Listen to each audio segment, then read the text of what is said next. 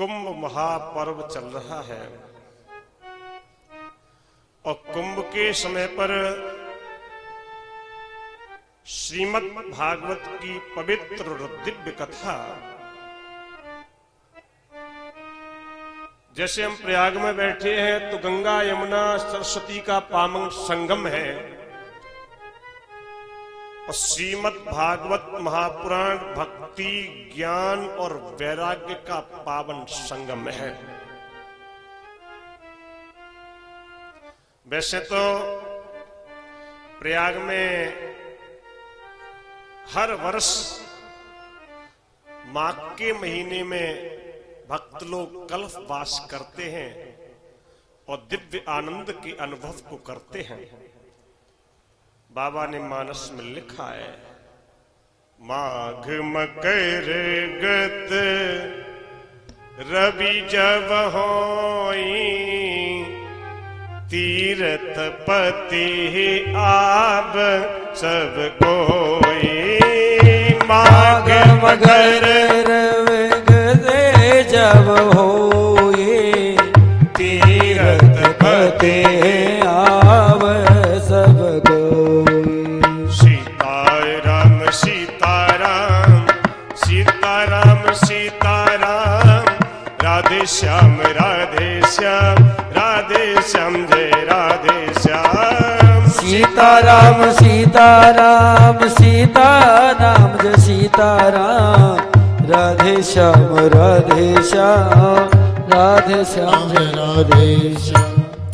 माघ मकर गत रवि जब होई, माघ के महीने में जब सूर्य भगवान मकर राशि में प्रवेश करते हैं तो प्रयाग में ये दिव्य भव्य मेला लगता है। हर वर्ष भक्त लोग कल्पवास करते हैं। कुंभ का पर्व तो ये दिव्य संयोग बना हुआ है। 12 वर्ष के बाद कुंभ का पवित्र मेला लगता है और हर वर्ष ही यहाँ पर सचो 4-5 पुल बनते हैं गंगा के पावन तट पे। और हमें तो माघ के महीने में भी कई बार कथा कहने का सुअवसर इस पवित्र भूमि पे, जो कि ये दिव्य पवित्र भूमि प्रयाग तीर्थों के राजा हैं और इस पावन संगम पर हमें कथा कहने और सुनने का सुअवसर प्राप्त हो रहा है। ये भगवान की बहुत बड़ी कृपा है। परमात्मा की कृपा के बिन हम सोच भी नहीं सकते कथा के विषय में, या प्रयाग में या तीर्थों में जाने का सुअवसर हमें प्राप्त हुआ है ना। कई लोग तो हमारे साथ बहुत लोग आए, कई वक्त बाहर से बहुत दूर दूर से यहाँ पर सज्जनों देश विदेश से संत महंत पधारे हुए हैं। शंकराचार्य और आचार्य मंडलेश्वर महामंडलेश्वर महंत श्रीमंत पधारे हुए हैं और सज्जनों कई लोग आ रहे थे लेकिन रह गए और कई लोग नहीं आ रहे थे, वो आ गए। कृपा परमात्मा की जिसके ऊपर होती है वही पावन संगम पर या प्रयाग में पहुंचता, ईश्वर की कृपा से पहुंचते हैं। बिना भगवान की कृपा के हम तीर्थों में जाने का विचार भी नहीं कर सकते। ईश्वर की महती कृपा होगी, अति कृपा होगी, तभी हमारा मन धर्म कार्य में लगेगा। मैं नहीं कह रहा पामदेहि एहि मार्ग सोई, अति हरि कृपा जाए पर होई। धार्मिक कार्य में वही व्यक्ति पैर रखता है। कौन? आगे लिखा अति हरि कृपा जाई पर होई, जिसके ऊपर ईश्वर की अति कृपा होगी। बिना परमात्मा की कृपा के हम धर्म के कार्य में जा नहीं सकते। वो भी तीर्थराज प्रयाग में बैठे हुए हैं, वो कैसा है? 4 पदार्थ भरा भंडारू। ये चारों प्रकार के पुरुषार्थों को देने वाला है प्रयाग। धर्म, अर्थ, काम और मोक्ष। जो जिस भावना से आया है वही मिलेगा। धर्म, अर्थ, काम, मोक्ष, चारों प्रकार के पुरुषार्थ को देने की क्षमता तीर्थराज प्रयाग में है। और सज्जनों, प्रयाग की महिमा तो इतनी बड़ी है, बाबा ने मानस में लिखा है, को कही से कही प्रयाग प्रभाव, को कही सके प्रयाग प्रभाव, कलुष पुंड कुंडर मृगराव, धनुष कुंड कुंडल कलुष पुंज कुंडर मृगराव,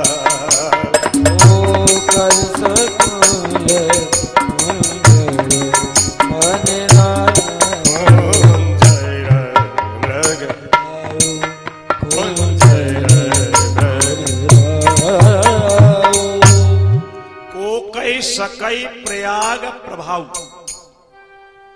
बाबा ने तो अंत में लिख दिया, प्रयाग की महिमा कौन कह सकता है। सज्जनों, वाणी से वर्णन नहीं हो सकती, इतनी बड़ी महिमा है प्रयाग की। कलुष पुंड कुंजर मृगराव, जैसे हाथी कितना बड़ा होता है और शेर समाप्त कर देता है हाथी को। कलयुग का कितना भी पापों का पहाड़ हो, और सज्जनों सच्ची श्रद्धा से अगर त्रिवेणी में गोता लगा दिया तो वो नष्ट हो जाता है। इतनी बड़ी महिमा तीर्थराज प्रयाग की है। लेकिन भाव को बदलना पड़ेगा,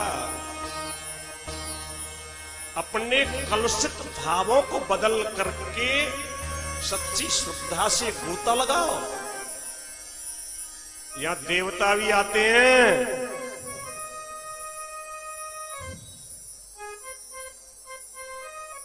और त्रिवेणी में स्नान करते हैं। देव नाग किन्नर नर श्रेणी सादर मज्जय सकल त्रिवेणी। सज्जनों, सच्ची श्रद्धा से ये अमृत है। प्रयाग के तट पर हम आए हैं, संतों की धूली है ये, और जीवन में ये दुर्लभ है। संत समागम हरि कथा, तुलसी दुर्लभ दोय, सुत धारा और लक्ष्मी पापियों के घर होय। संतों का समागम और भगवान की कथा ये दुर्लभ है। धन, पत्नी, पुत्र, वैभव, बच्चे, ये पापी के यहां पर भी होते हैं। सज्जनों, कितना बड़ा सुअवसर हमें प्राप्त हो रहा है आज प्रयाग में, कि बड़े बड़े संतों का दर्शन प्राप्त हो रहा है और श्रीमद् भागवत की पवित्र दिव्य कथा प्राप्त हो रही है। ये सुअवसर है।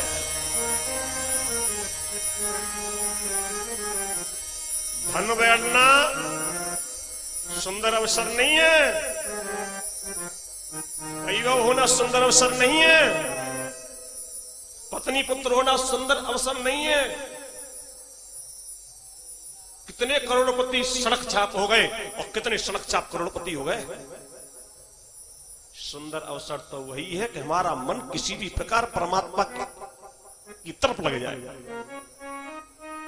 एक क्षण का पता नहीं, एक क्षण का लगे हुए हैं, वो उसकी बुराई, वो उसकी बुराई, वो उसकी बुराई, वो इसकी बुराई।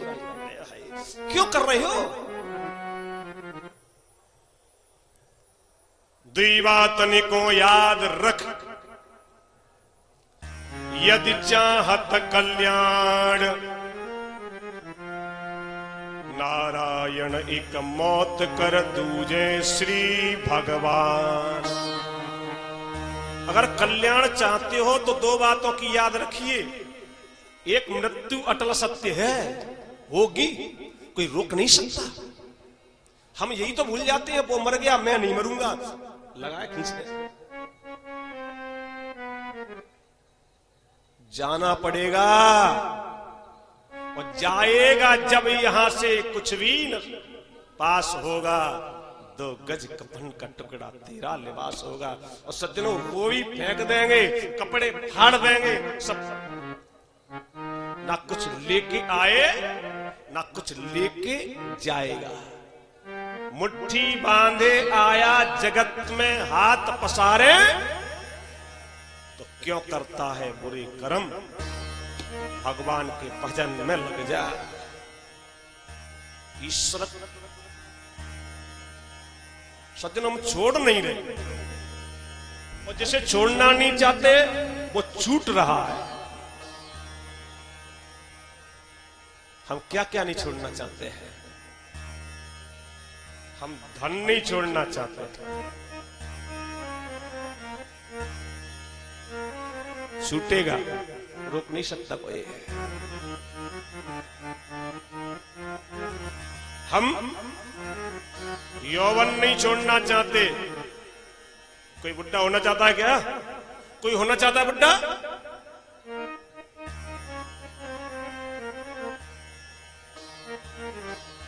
लेकिन जाएगा, कोई रोक नहीं सकता उसे।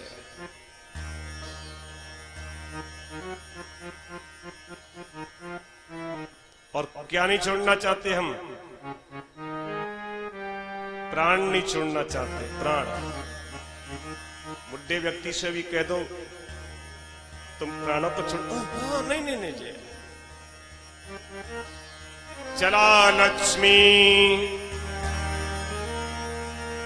जिसे छोड़ना नहीं चाहते वो क्या है? चला लक्ष्मी चलम प्राणम,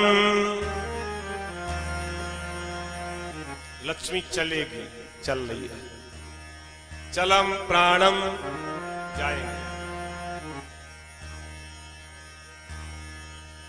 और यौवन जाएगा। चला चलेत संसार, ये संसार भी चल रहा है।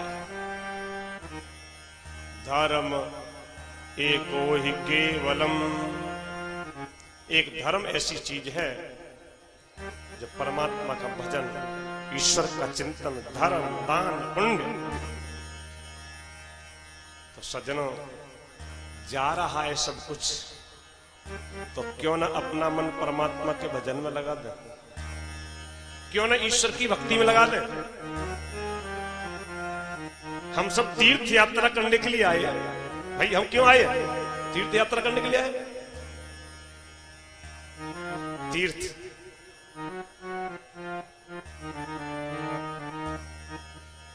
त्रि धातु से तीर्थ बनता है।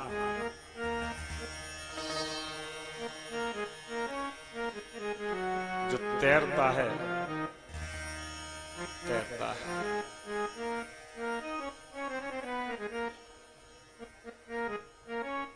और संसार को, ये संसार रूपी सागर है। और सच्ची श्रद्धा से अगर हम तीर्थ यात्री बनेंगे ना, सच्ची श्रद्धा से, सच्ची श्रद्धा से प्रयाग की तीर्थ यात्रा को करेंगे, तो भव सागर रूपी संसार को तैर करके पार कर जाएंगे। सच्ची श्रद्धा से करेंगे तो पार करेंगे।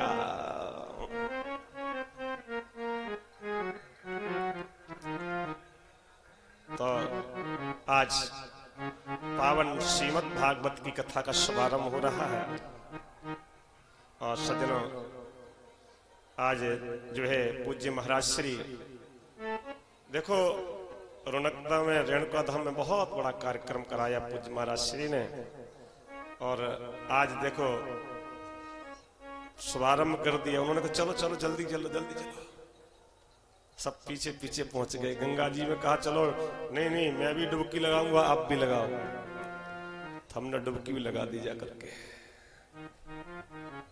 तो गंगा मैया की कृपा से, पूर्वजों के आशीर्वाद से, संतों की कृपा से पावन श्रीमद् भागवत की कथा का शुभारंभ हो रहा है।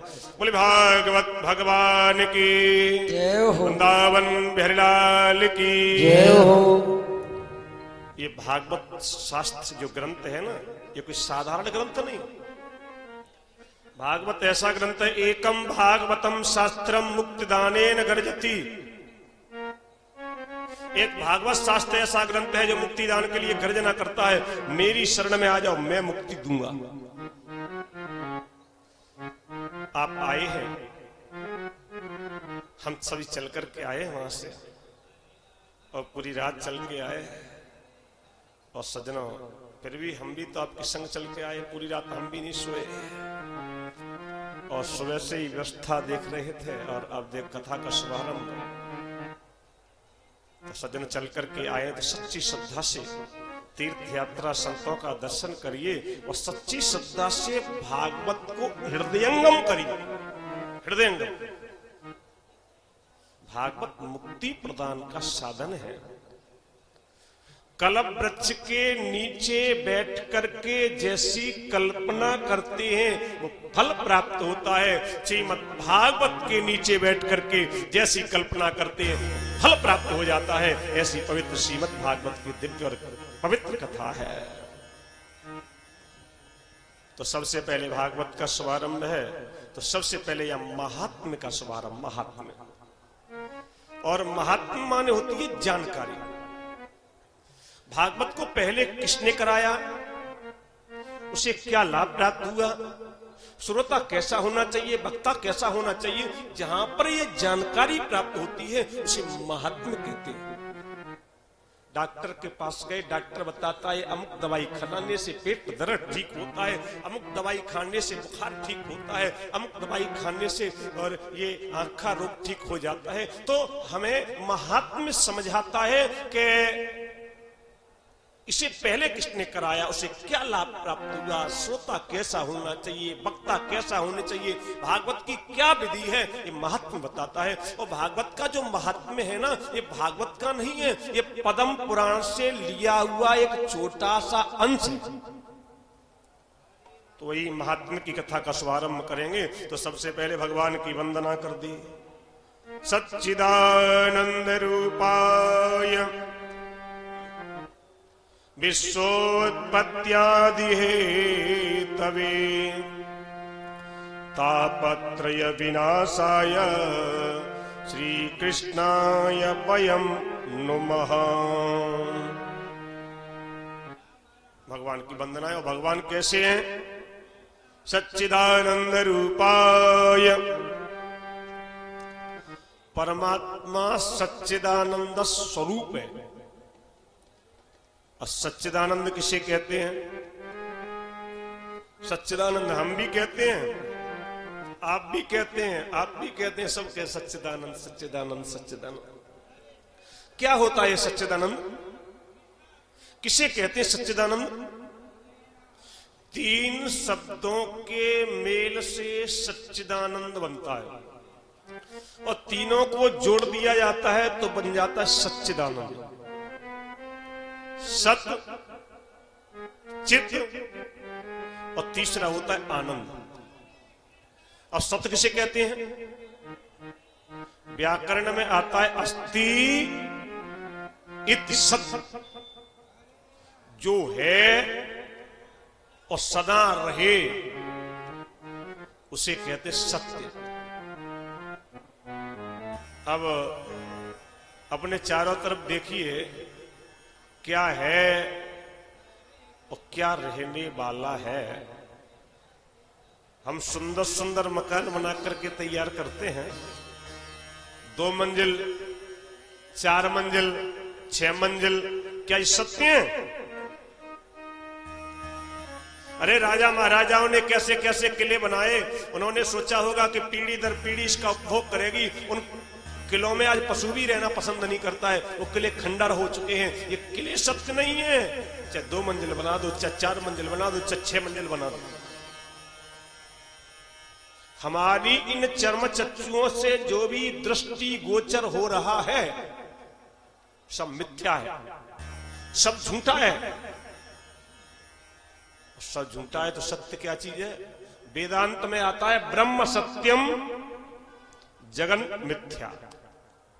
केवल वो ब्रह्म सत्य है, केवल वो ईश्वर सत्य है, केवल वो जगत नियंता सत्य है, और जितना भी जगत प्रपंच दिखाई दे रहा है सब झूठा है।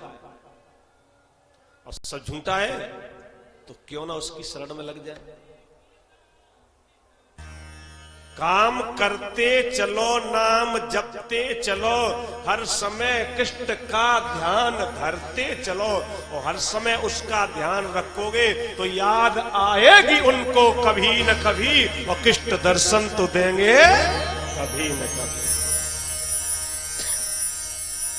एक दिन याद आएगी और परमात्मा आकर के दर्शन देगा।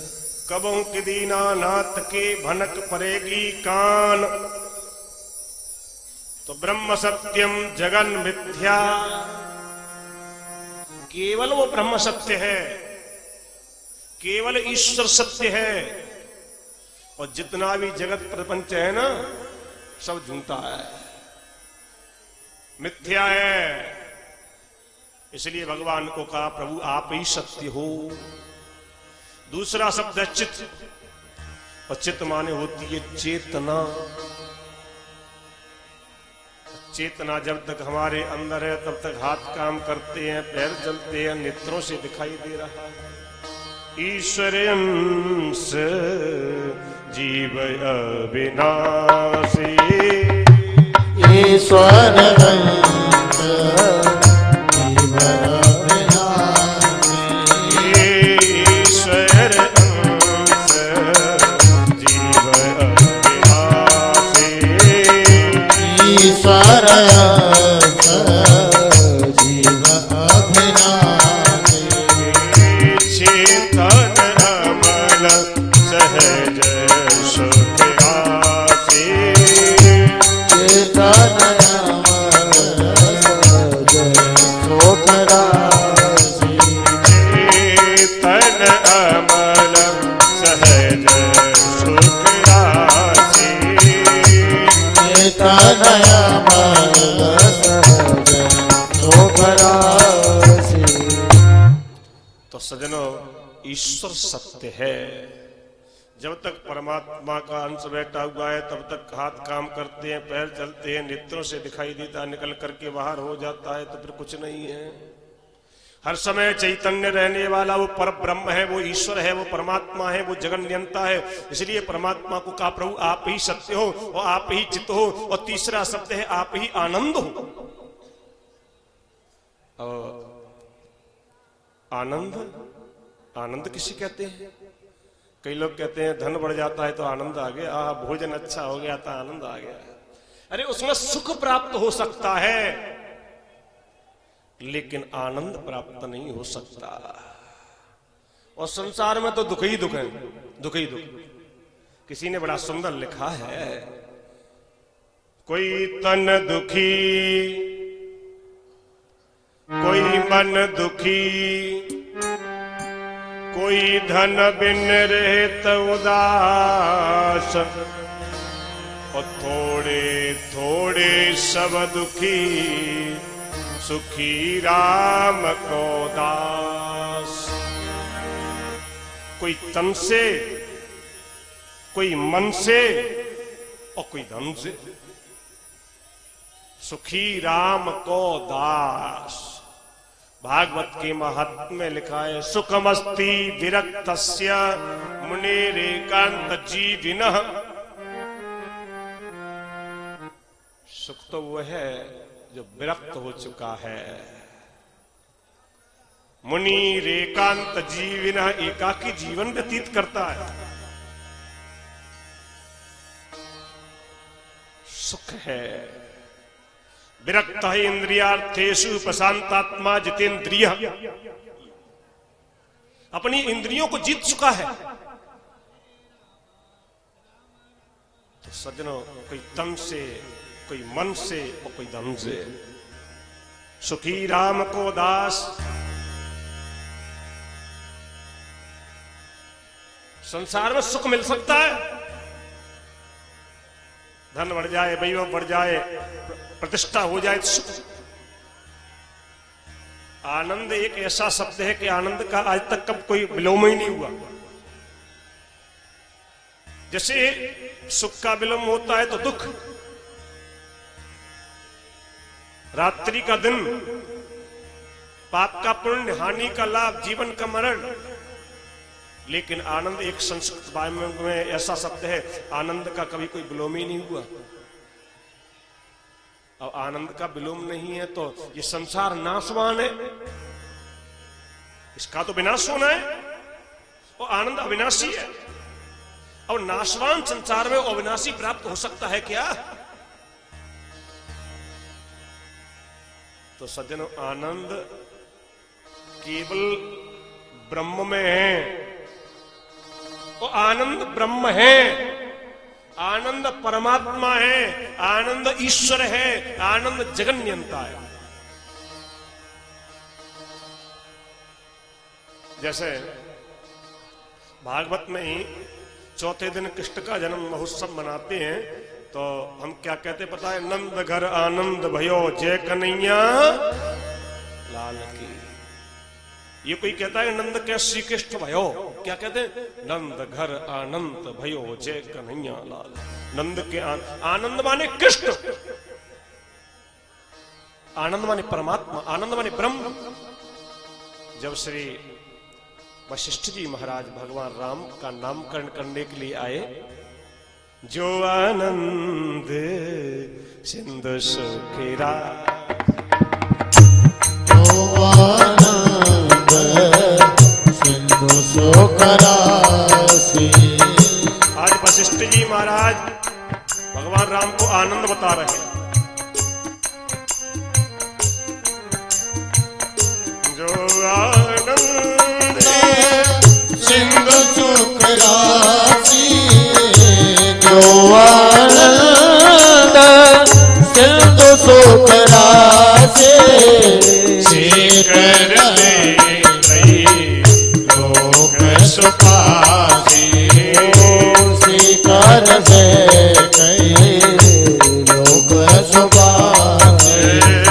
श्री कर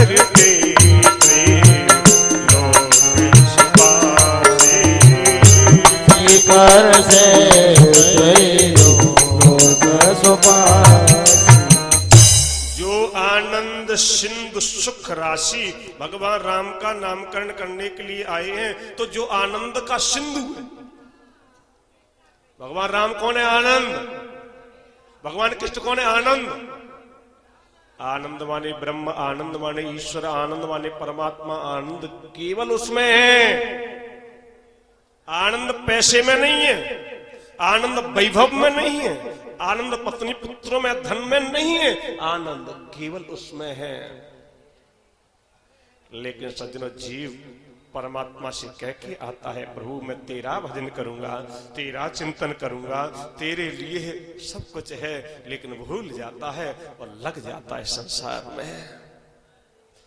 आए हम कुंभ के पावन पर्व पर, और इस पावन तीर्थराज प्रयाग में कुछ संकल्प लेके जाइए। भैया अब मैं ये चीज छोड़ करके जा रहा हूँ, अब मैं काम क्रोध छोड़ रहा हूँ, और अब मैं परमात्मा का मन से भजन करूंगा, किसी से ईर्ष्या नहीं करूंगा, किसी से द्वेष नहीं करूंगा, किसी से बैर भाव नहीं करूंगा। और क्या करना बैर भाव करके, और क्या करना ईर्ष्या करके? कितने भी आप बैर भाव कर लो, कितनी भी किसी से ईर्ष्या कर लो, कुछ हो सकता है क्या आपकी से?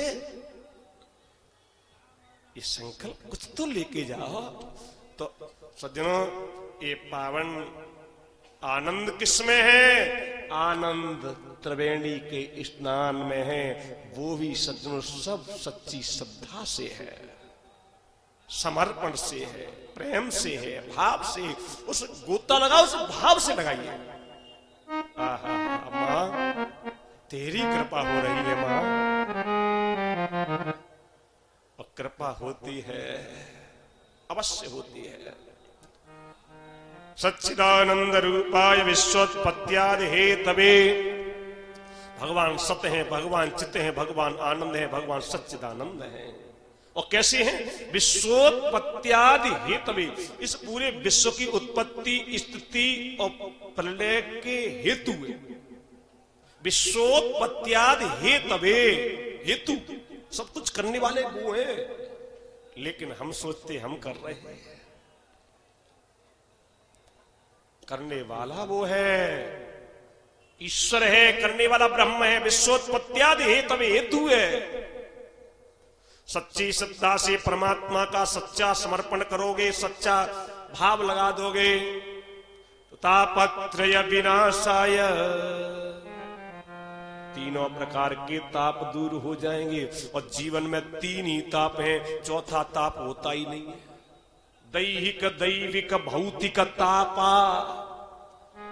देह माने शरीर को जो बुखार आता है, परेशानी होती है, वो शरीर का ताप माने देह का ताप है। दैविक माने देवताओं के द्वारा प्रदत्त ताप होता है, अतिवृष्टि, अनावृष्टि, उल्कापात इत्यादि, ये दैविक ताप है। भूत माने प्राणी से प्राणी को जो कष्ट प्राप्त होता है, किसी व्यक्ति ने व्यक्ति को मार दिया, किसी को शेर खा गया, किसी को सांप डस गया, ये भूत से जो कष्ट प्राप्त होता है, ये भौतिक ताप है। और सच्ची श्रद्धा से परमात्मा की शरण पकड़ लोगे, सच्चा भाव लगा दोगे, सब कुछ भूल करके उसके बन जाओगे तो तापत्रय विनाशाय, तीनों प्रकार के ताप दूर हो जाएंगे। और तीनों प्रकार के तापों को दूर करने वाले वो भगवान कैसे हैं? श्री कृष्णाय वयम् नुमः। ऐसे भगवान को हम सभी नमन करते हैं। ये नहीं वयम् माने हम सभी, नमः स्वस्ति सदा अलम वसड़ योगाच्च नमः योगे चतुर्थी। तो सज्जनों, आज श्री कृष्णाय वयम् नुमः, हम सभी भगवान को नमन करते हैं। बोले कृष्ण भगवान की, गंगा मैया की जय हो। सबसे पहले भगवान की वंदना करिए और दूसरे श्लोक में यहाँ पर सुखदेव जी की वंदना करिए। यम प्रव्रजन्तमनुपेतमपेत कृत्यम द्वैपायनो विरह कातरया जुहाव पुत्रेति तन्मयतया तरवोऽभिनेदु तम सर्वभूत हृदयं मुनिमानतोऽस्मि। सुखदेव जी कैसे? यम प्रव्रजन्तमनुपेतमपेत कृत्यम, जन्म लेते ही सुखदेव जी महाराज वन में दौड़ने लगे। ब्रज गतौ धातु आती है व्याकरण। ब्रज, ब्रजंत माने दौड़ना, वन में दौड़ रहे। यम प्रव्रजन्तमनुपेतमपेत कृत्यम द्वैपायनो, द्वैपायन माने व्यास जी महाराज, द्वैपायनो विरह कातर आजुहाव। व्यास जी महाराज विरह कातर होकर के दौड़ रहे पीछे पीछे। हे पुत्र रुक जाओ। सुखदेव जी आगे दौड़ रहे पीछे, व्यास जी कहते हैं हे पुत्र रुक जाओ। द्वैपायन विरह कातर होकर के, और विरह कातर आजुहाव पुत्रेति तन्मयतया तरवोऽभिनेदु। दक्षों ने देखा कि जो व्यास जी पुराणों को लिखने वाले हैं, वेदों का विभाजन करने वाले हैं, और पुत्र में इतना बड़ा मोह, इतनी बड़ी ममता, हे पुत्र रुक जाओ, हे पुत्र रुक जाओ, हे पुत्र रुक जाओ, अभी इनका जो है पुत्र मोह भंग नहीं हुआ। तो वृक्षों में से आवाज आने लगी, हे पुत्र रुक जाओ, हे पुत्र रुक जाओ, हे पुत्र। तब व्यास जी ने देखा, ओ तम सर्वभूत हृदयम मनुमानतोस्मि। व्यास जी तो लौट करके आ गए, लेकिन तम सर्वभूत हृदयम, वो सुखदेव जी कैसे हैं? तम सर्वभूत, सभी प्राणियों के हृदय में बसने वाले हैं। तम सर्वभूत हृदयम मुनिमानतोस्मि। आहा, ऐसे सुखदेव जी महाराज को हम सभी नमन करते हैं। बोलो सुखदेव जी महाराज की जय हो। सुखदेव जी की वंदना की है यहाँ पर। आज सज्जनों, नैमिषारण्य तीर्थ में सोनकात 88,000 ऋषि बैठे हुए हैं। ध्यान दीजिए, कथा देखो हम क्षेत्र में भी कहते हैं, लेकिन यहाँ थोड़ा सा प्रकाश देखो। हम तीर्थ में बैठे हुए हैं तो कथा का ही ज्यादा आनंद लेंगे। तो दिव्य अवसर प्राप्त हुआ है कि प्रयाग में बैठ करके, इस पवित्र इस रज में बैठ करके, इस पवित्र रज में, गंगा की रेत में, और संतों की रज, ये चरणों की धूली, भक्तों के चरणों की धूली, उसमें बैठ करके कथा सुनने का अवसर प्राप्त हो रहा है। तो कथा का विशेष ध्यान रखना है, क्योंकि कथा में श्लोकबद्ध कथा होनी चाहिए। हमारे गुरुदेव भगवान कहते हैं कम से कम 50 श्लोकों की व्याख्या गद्दी पर बैठ करके करनी चाहिए, कम से कम।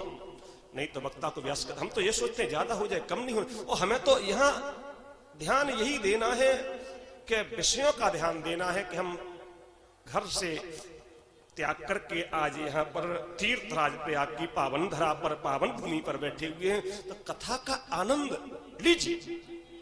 और सज्जनों, सुख जैसे राजा परीक्षित देखता रहता है एक तक लगा करके, सुखदेव जी अब क्या कहने वाले हैं, क्या कहने वाले हैं, क्या कहने, तो आनंद उसी प्रकार लीजिए।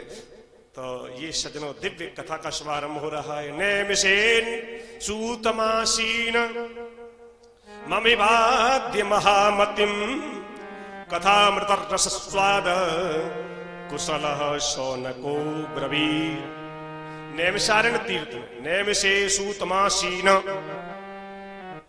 नैमिषारण्य तीर्थ में ये सूत जी महाराज ऊंचे आसन पर बैठे हुए हैं और सनकाद सौनकाद 88,000 ऋषि बैठे हुए हैं। आज सौनक जी महाराज ने शौनको ब्रवीर, सौनक जी महाराज ने सूत जी से प्रश्न किए हैं, और क्या प्रश्न किए ध्यान दीजिए। सौनक उवाच, सौनक जी बोले हैं, और क्या बोले, अज्ञान ध्वांत विध्वंस कोटि सूर्य समप्रभा सूताख्याय कथा सारम मम कर्ण रसायनम। हमें प्रश्न क्या करना चाहिए, किसी विद्वान के पास जाइए, संतों के पास जाइए तो क्या पूछे, महाराज ये संसार क्या है, अज्ञान ध्वांस विध्वंसा कोटि सूर्य समप्रभा। ये संसार अज्ञान रूपी अंधकार से भरा हुआ है। अब अज्ञान रूपी अंधकार से भरा हुआ संसार है, तो ऐसी कोई कथा सुना दो, कोटि सूर्य, एक सूर्य का काम नहीं करे, करोड़ों सूर्यों का काम करे, कोटि सूर्य समप्रभा। और आगे क्या कहा, मम कर्ण रसायनम। ऐसी कथा होनी चाहिए कि मेरे कानों को औषधि देने वाली। सूत जी ने ये नहीं, सूत जी से सौनक जी ने ये नहीं कहा कि ऐसी कथा सुना दो जिससे धन बढ़ जाए, ये नहीं कहा कि संतति बढ़ जाए, ऐसी कथा सुना दो कि अज्ञान रूपी अंधकार दूर हो जाए, और मम कर्ण रसायनम, मेरे कानों को औषधि देने वाली कथा सुनाओ। माया मोह निरासश्च, हम माया और मोह में फंसे हुए हैं, अब इससे हम निकले कैसे, ये दिव्य पवित्र कथा सुना। श्री सूत जी महाराज वर्णन करते हैं, श्रेयसाम यद भवे श्रेय पावनानां च पावनम किष्ट प्राप्ति करम शश्वत साधनम त्वत्पदाधुना। अभी तो सौनक जी का ही प्रश्न है, ऐसी कथा सुनाओ तो जो पावनों में पावन है, पावना नाम च पावनम। वो आगे क्या कहा, कृष्ण प्राप्ति करम, भगवान कृष्ण को प्राप्त करा दे, ऐसी कथा सुना दो। काल ब्याल मुखग्रास त्रास निर्नाश हेतवे श्रीमद्भागवतम शास्त्रम कलौ कीरेण भाषितम। श्री सूत जी महाराज वर्णन करते हैं, कलयुग का प्राणी काल रूपी ब्याल के मुख में पड़ा हुआ है। काल ब्याल मुखग्रास त्रास निर्नाश हेतवे, और बचने का क्या साधन है, श्रीमद्भागवतम शास्त्रम। सच्ची श्रद्धा से अगर श्रीमद् भागवत की शरण में आ जाओगे तो सज्जनों परमात्मा कृपा कर देंगे, लेकिन श्रद्धा सच्ची होनी चाहिए। और सच्ची श्रद्धा से जो श्रीमद् भागवत की कथा श्रवण करता है उसके ऊपर परमात्मा की कृपा हो जाती है, कृपा बरस जाती है उसके ऊपर।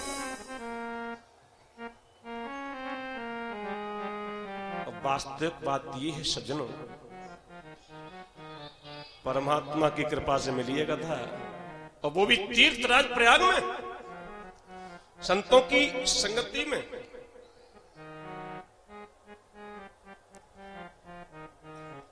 धीरे धीरे धीरे धीरे चले जाओगे। न वो राजा रहा न वो रानी रही, कहने सुनने को बस एक कहानी रही। अंत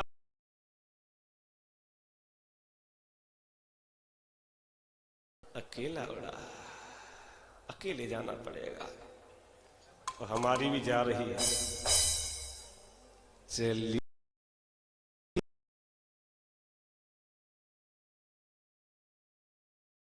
उम्र धीरे धीरे चली जा रही है, उम्र धीरे धीरे चली जा रही है, उम्र धीरे धीरे चली जा रही है, उम्र धीरे धीरे पल ये आठों प्रहर धीरे धीरे, पल पल ये आठों प्रहर धीरे धीरे चली जा रही है, धीरे धीरे चली जा रही है, उम्र धीरे धीरे बचपन भी जाए जवानी भी जाए, बचपन भी जाए जवानी भी जाए। बचपन चला गया और जवानी में अपने सामने किसी को समझता नहीं, कोई नहीं समझता। और जवानी में समझता क्या नहीं, ये कहता है ओह मेरे बिना कहे इस घर में हवा भी प्रवेश नहीं कर सकती। डलता है, डलेगा।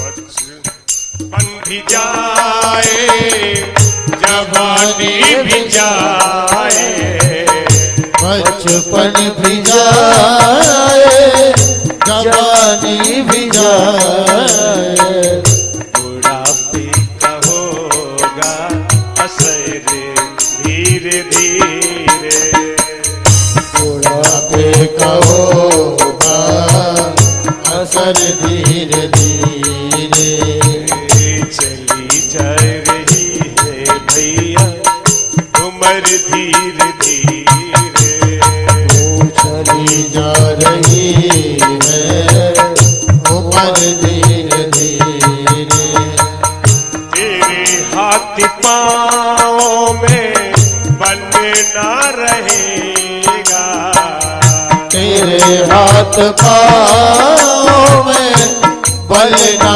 रहेगा। बुजुर्ग लोग बैठे हैं और सज्जनों पहले आहा मेरे समान कौन है भाई, ढलेगा। एक स्तुति बन जाती है, सूर्य भगवान ऊपर आते हैं तो ढल लेंगे। जब ढलता है तेरे हाथ पाँव में बल ना रहेगा, तेरे हाथ पाँव में बल ना रहेगा, झुकेगी तुम्हारी कमर धीरे धीरे, झुकेगी तुम्हारी कमर धीरे धीरे चली जा रही है उम्र धीरे धीरे, चली जा रही है, उम्र धीरे धीरे भजन कर हरि का तू पल पल ओ प्यारे, भजन कर हरि का तू पल पल ओ प्यारे। केवल एक चीज संग जाएगी, वो भजन है। राम हरे राम राम राम हरे हरे, हरे राम हरे राम राम राम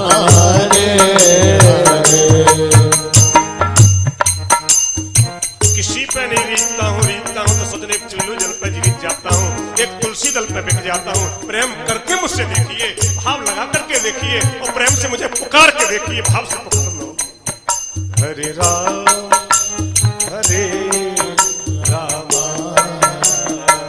राम हरे हरे, हरे राम हरे राम राम राम हरे हरे, हरे कृष्ण कृष्ण कृष्ण हरे हरे, हरे कृष्ण कृष्ण कृष्ण कृष्ण हरे हरे। पुकारने में जितना भाव होगा ना, जितनी भक्ति होगी,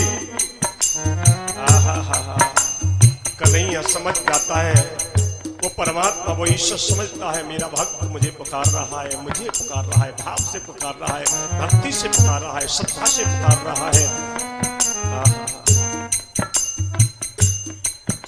भजन कर हरि का तू पल पल ओ प्यारे, भजन कर हरि का तू पल पल प्यारे, भजन कर हरि का तू पल पल ओ प्यारे, भजन कर हरि का तू पल पल प्यारे। दिल्ली जाएगा वो सजन धीरे धीरे, दिल्ली जाएगा वो सजन धीरे धीरे। मिलता है, तुलसीदास को मिल गया, मीरा भाई को मिल गया, संत तुकाराम को मिल गया। प्रेम जिसने किया, भाव से जिसने पुकारा, आहा रो करके आंसू बहा करके उसके लिए देखो तो सही, उसका बन करके तो देखो, वो आपका बनने के लिए तैयार है भाई। आप एक कदम चलोगे, वो 100 कदम चलने के लिए तैयार रहता है। प्रेम से पुकार लो, प्रेम से, और प्रेम से एक बार पुकारते हुए हरे राम राम राम राम हरे हरे, हरे राम हरे राम, ये महामंत्र है। राम हरे हरे, हरे कृष्ण कृष्ण कृष्ण हरे हरे, हरे कृष्ण कृष्ण हरे हरे। मन है जा दीवानों रे श्री राम जी के चरण में, मन है जा दीवानों रे श्री राम जी के चरण में। बोले रामचंद्र भगवान की, जय हो। कृष्ण भगवान की, जय हो। भक्तवत्सल भगवान की जय हो। प्रेम से पुकारिए उसे, प्रेम सा बन करके देखिए। काल व्याल मुख ग्रास त्रासन निर्नाश हे तबे। हम कलयुग के प्राणी हैं और काल रूपी ब्याल के मुख में पड़े हुए हैं। बचने का एक ही साधन है, श्रीमद् भागवतम शास्त्रम। श्रीमद् भागवत शास्त्र सज्जनों ऐसा शास्त्र है जिस समय श्री सुखदेव जी महाराज राजा परीक्षित को पावन श्रीमद् भागवत की कथा श्रवण करा रहे हैं, उसी समय देवराज इंद्र अमृत का कलश लेकर के आए। इंद्र ने कहा, सुखदेव जी ये अमृत पिला दो परीक्षित को, परीक्षित अमर हो जाएगा, और भागवत महापुराण हमें दे दो। सुखदेव जी ने कहा, इंद्र तुम स्वर्ग के तुच्छ अमृत के बदले में श्रीमद् भागवत को लेना चाहते हो? को सुधा को कथा लोके को कांचा को मणिर महान। कहां पर कांच और कहां पर मणि? श्रीमद् भागवत महापुराण मणि है और तुम्हारा स्वर्ग का तुच्छ अमृत कांच के बराबर है, हम नहीं देंगे। इंद्र ने जाकर के ब्रह्मा जी से कहा। तब ब्रह्मा जी महाराज ने सत्यलोक में तराजू बनवाई। सत्यलोके तुलाम बद्ध्वा तोलयन साधनान निदः लघुन्यन्यानि जातानि गौरवेण इदम महत्। तराजू बनवाई, एक पल्ले पर श्रीमद् भागवत महापुराण को रख दिया और एक पल्ले पर मुक्ति प्राप्त करने के सभी ग्रंथों को रख दिया और जो ही तोलने लगे तो श्रीमद् भागवत का पल्ला भारी हो गया। ऐसी श्रीमद् भागवत की महिमा है। भगा दिया इंद्र को, नहीं देंगे। भक्ति ज्ञान वैराग्य इन तीनों के दुख को दूर करने की क्षमता श्रीमद् भागवत महापुराण में है। भक्ति ज्ञान वैराग्य, हाँ। ऐसी कथा आती है कि एक बार नारद जी महाराज घूमते घूमते भ्रममाण इतस्ततः घूम रहे, हरिद्वारे कुरुक्षेत्रे श्रीरंगे सेतु बंधनम। हरिद्वार गए, कुरुक्षेत्र गए, सेतु बंधन रामेश्वर में गए और घूमते घूमते और जो ही श्री धाम वृंदावन में पहुंचे ना, वृंदावन में उन्होंने एक दृश्य देखा। वृंदावन में उन्होंने क्या देखा कि एक जवान स्त्री है, उसके पास कुछ स्त्रियां बैठे हुई हैं, उसके पास दो बुढ़े बुढ़े पुरुष सो रहे हैं। नारद जी ने कहा स्त्री जवान है और बुढ़े बुढ़े पुरुष सो रहे हैं, चक्कर क्या है? अब नारद जी आगे बढ़ने लगे ना, उसी समय उस स्त्री ने रोक दिया। भो वो साधु क्षणम तिष्ठ मच्चिंतामपि नाशय। बाबा थोड़ी देर रुक जाओ और मेरी चिंता दूर कर दो।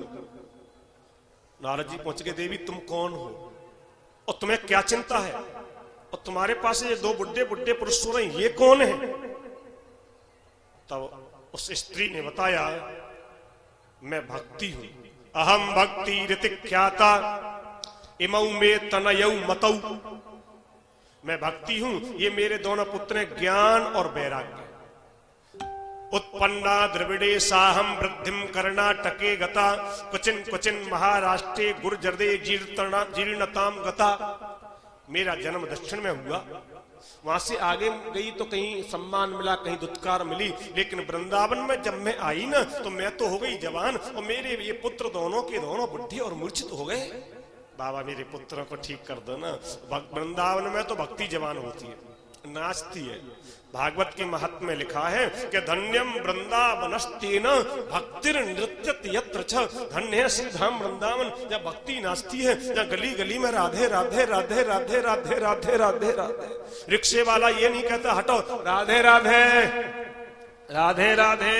और वृंदावन में तो साक्षात बिहारी जी बैठो है, विराज रो है, साक्षात है वो। वृंदावन में सदियों ऐसी चर्चा में है कि बिहारी जी का जो सेवा चलती है ना, वो बालक की पूजा है, बालक की। जैसे बालक को जल्दी नहीं जगाते तो बिहारी जी को जल्दी, बिहारी जी की मंगला नहीं होती, विलंब से जगाते। 8 बजे 8:30 बजे इन दिनों से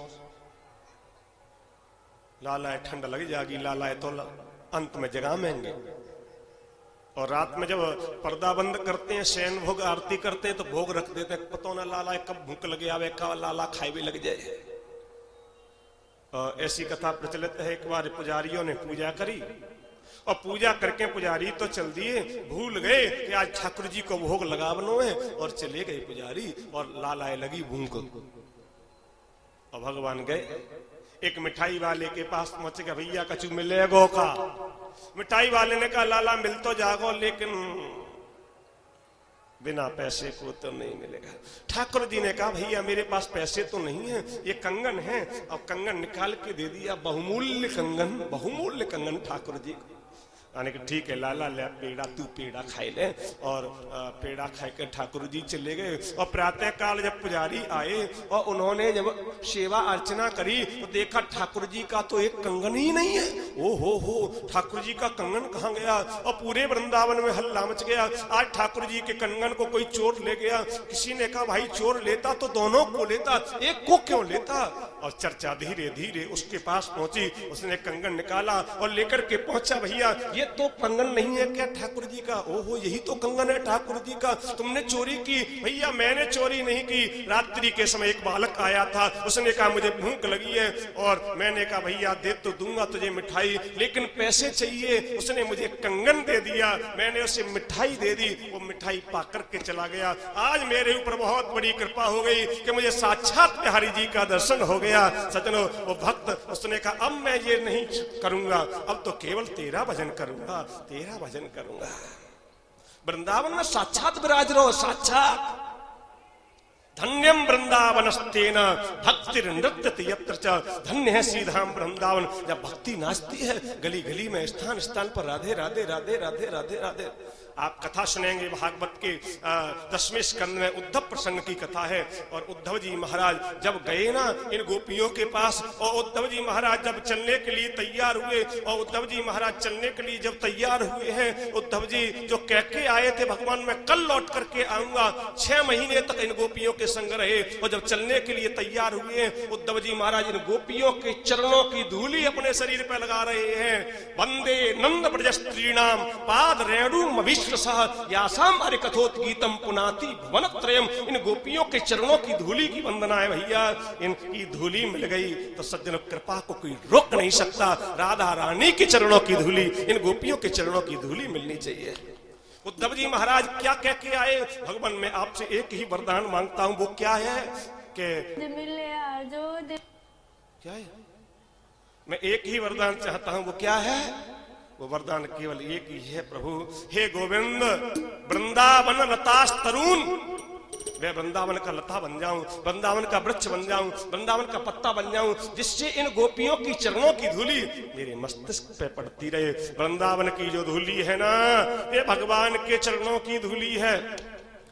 यशोदा मैया ने कई बार कहा कन्हैया तू जूता पहन ले, तेरे पैरों में कंकड़ पत्थर लग जाते होंगे।